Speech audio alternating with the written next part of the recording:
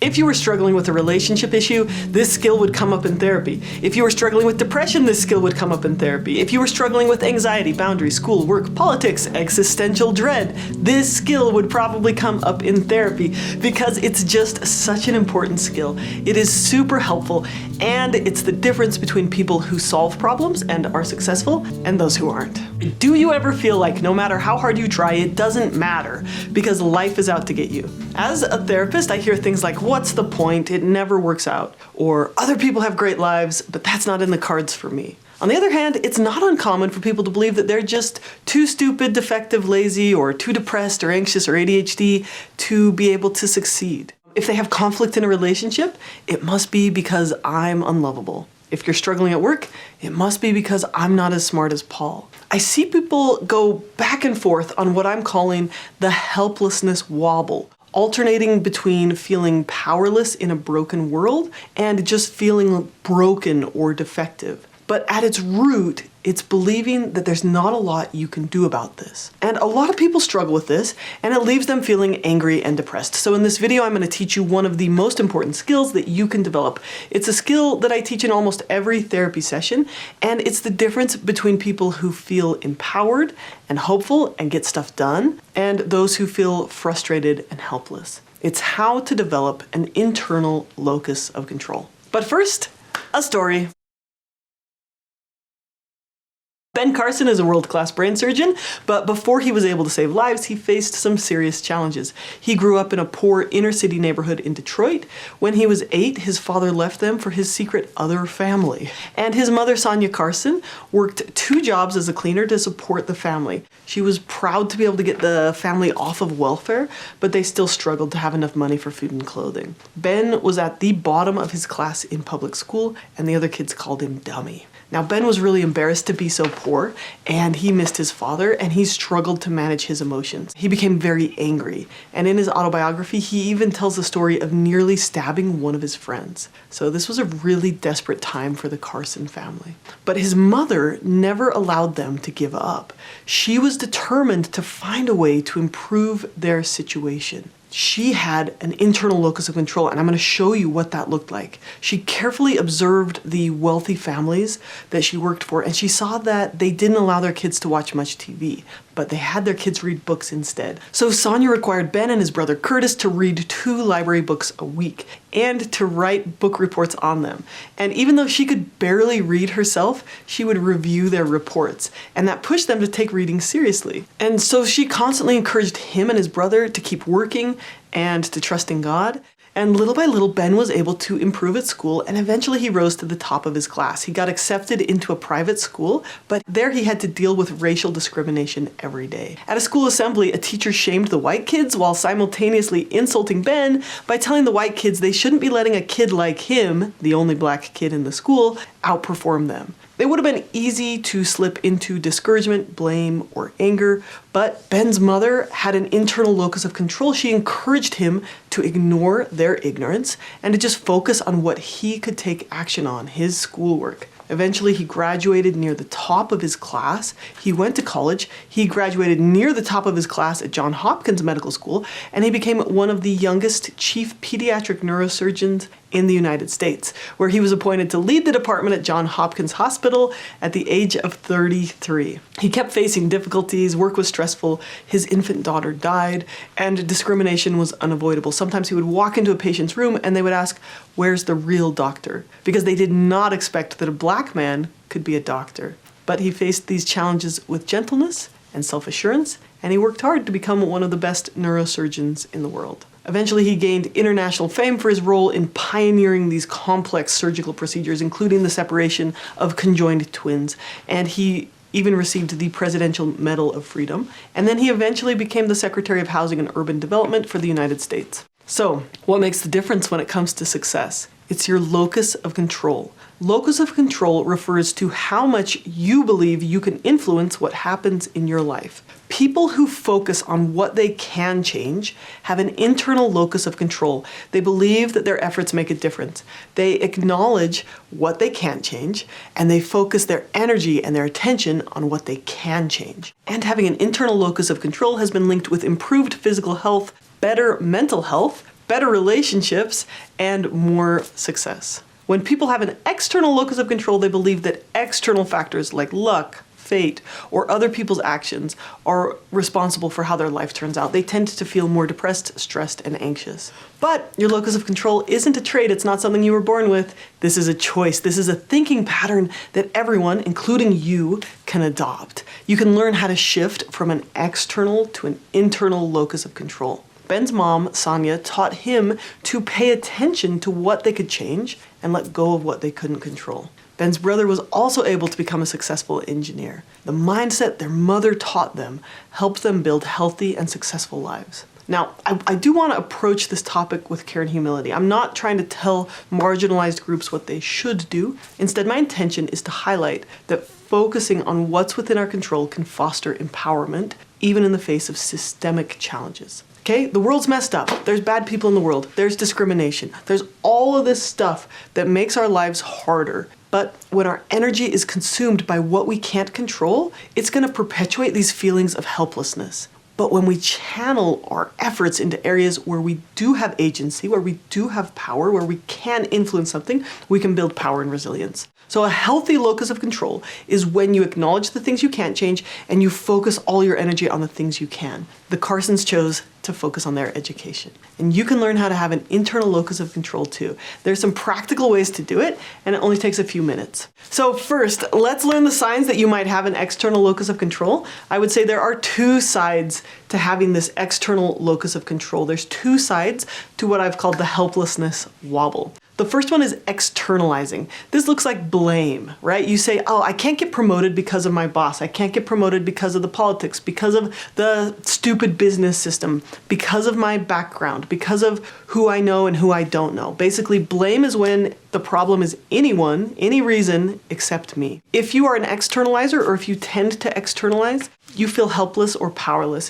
It's where you believe that you can't change whether you're going to be happy or successful. You can't impact the likelihood of that. Another form of externalizing is saying things like, they made me feel. So other people make you feel depressed, angry, or victimized. Sometimes something bad happens and it ruined my entire day, or it ruined my entire week, right? When you believe this, your feelings are completely determined by people or by circumstances outside of yourself. Now, you might be thinking this is unfair, and truthfully, other people do affect us, right? I'm not saying that there aren't external factors that impact our lives. It's just that a more helpful way of looking at it is more balanced, right? You try to see both sides of most situations. So instead of saying, oh, that accident ruined my day, you say, oh, that fender bender, it made my day hard. So I made sure to take some extra time to do self-care later. This just shows a focus on what you can change instead of on what you can't. Okay?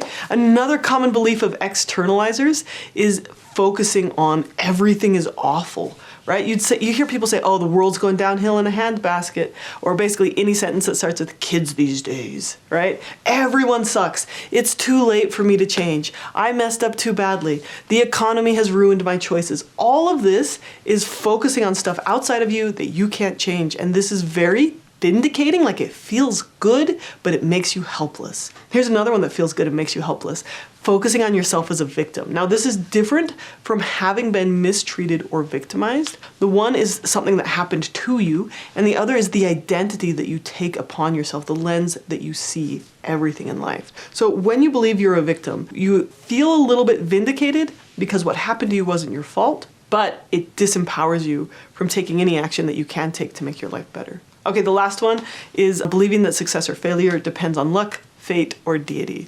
So you'll hear people say like, inshallah, or si Dios quiere, and it's like, they say, well, my life will turn out good if God wants it to happen that way. And first off, that's not my personal interpretation of God. And second off, like, we gotta focus on what we can act on. We gotta focus on what we can act on. So externalizers usually feel angry, bitter, like they've been victimized or helpless.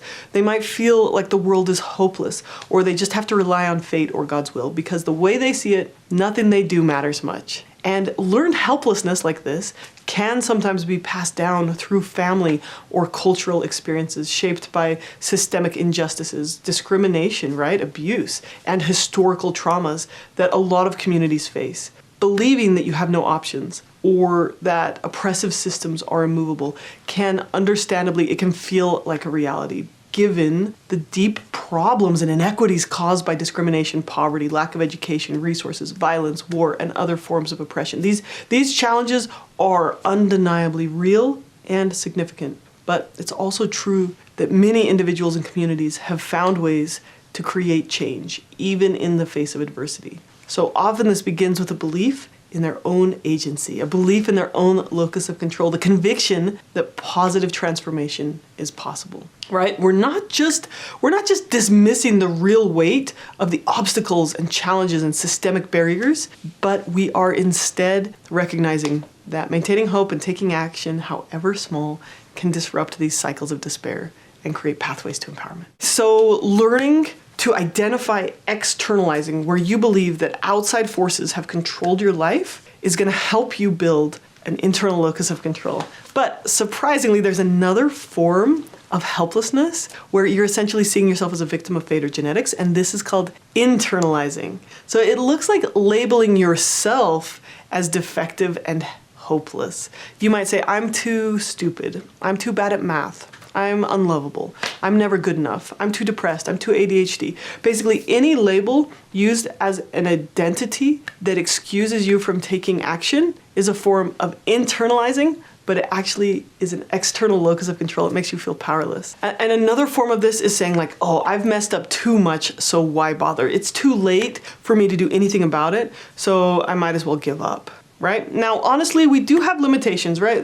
We do have physical, mental limitations, some more than others, but there's a difference between using that as a justification or an excuse for why you're helpless versus asking, what action can I take? And I love this example from Jessica McCabe. Has anyone ever told you that you're using your ADHD as an excuse? That can happen sometimes. And in fairness, there are times where people do use their ADHD as an excuse. But most of the time it's an explanation. And here's how I tell the difference. I use this metaphor. Excuse. I'm short, so I'm not going to be able to reach that thing on that top shelf.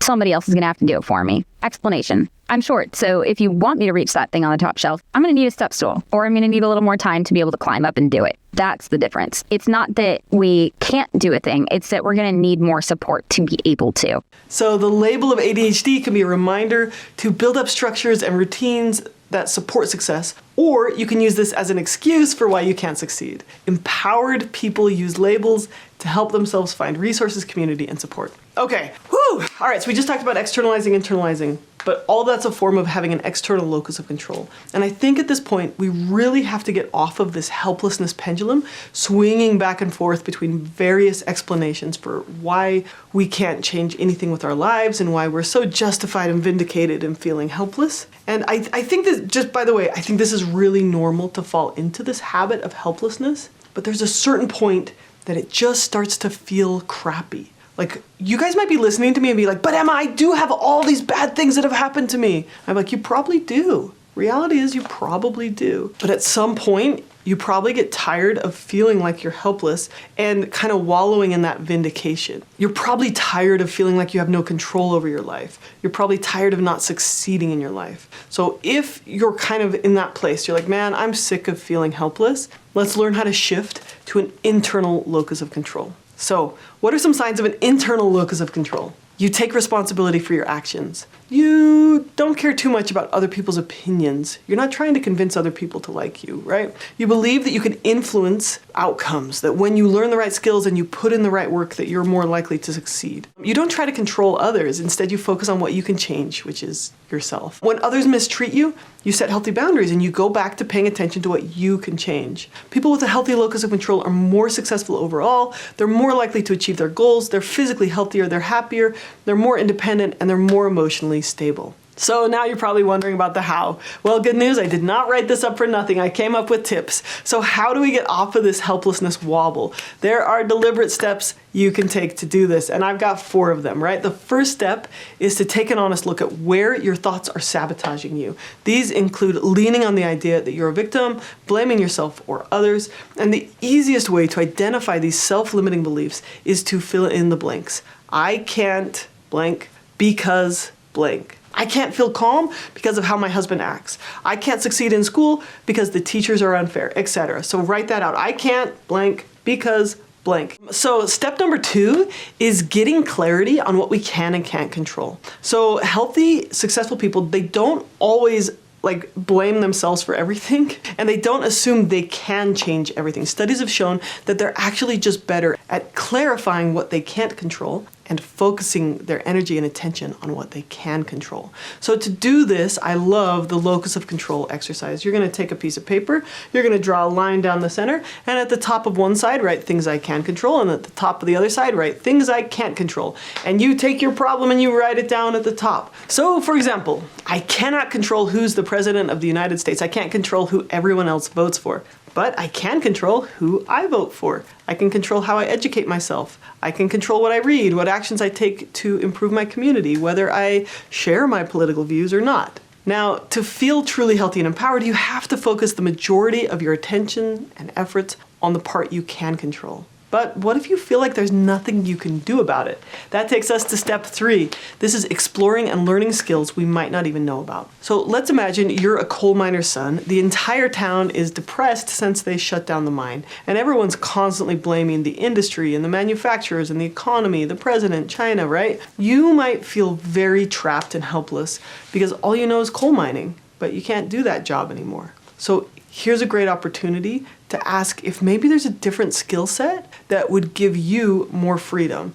And that might include learning skills like being a diesel mechanic or a landscaper. And I'm not saying you should do those things. It's that the people who do those things, the people who ask, I wonder what skills I don't know yet, those are the people who succeed instead of wallow. So same thing goes with the relationship, right? You've had a few breakups in a row and you think, man, I just can't make my relationships last. Instead of thinking, man, I'm just broken, I'm unlovable, I'm a failure. Instead, you might just need to learn how to make repairs, right? You might just need to learn some relationship skills to solve problems, but you might not even know what those skills are. Let me give you another example. What if you're constantly having panic attacks? You might think, man, this is permanent. I'm doomed to suffer from anxiety and panic forever. And I would say, no, this does not have to be permanent. There's 10 different skills that can really help, from deep breathing to willingness to brain dumps. Right? Another example, you can't figure out math. You might think, well, I'm just bad at math. This is hopeless. I'll never be any good. Well, there's some skills you might not have thought about, have you tried a tutor who uses visual and physical demonstrations,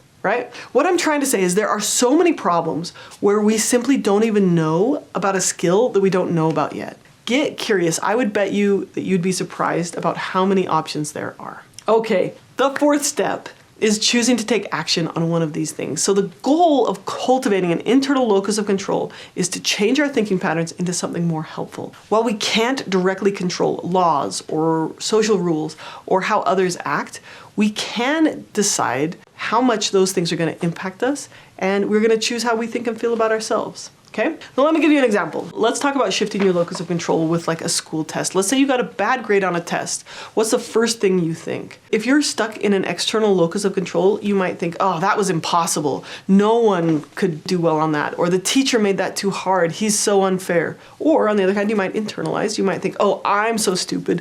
This is pointless. Okay, let's be honest. What can you control and what can't you control? You cannot control how hard the test was. You cannot control your teacher.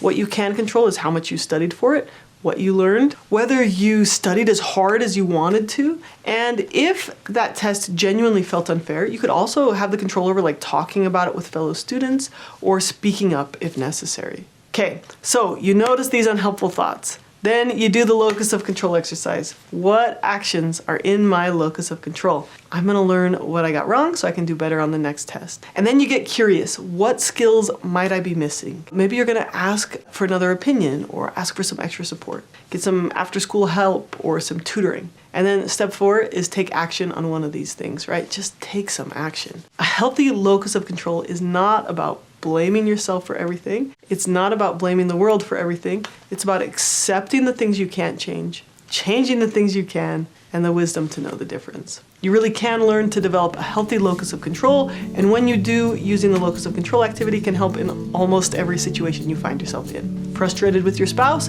Ask yourself, what can you change about that? Struggling with depression? Ask yourself what's in your realm of control, and then take one small step.